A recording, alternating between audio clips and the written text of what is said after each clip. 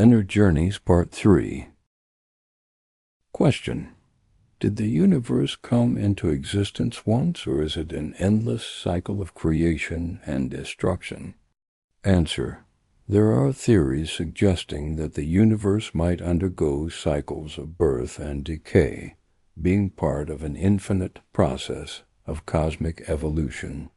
If our reality was consciously created, one could rather assume that the universe evolves rather than constantly collapses and reemerges.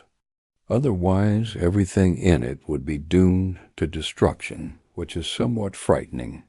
From another perspective, as a creation of the Creator, we will probably never know whether we were summoned to another new world.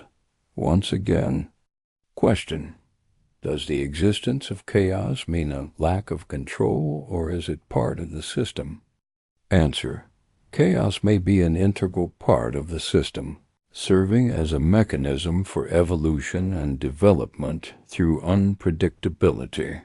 This may mean that chaos is merely an apparent phenomenon, which in fact is part of a greater order.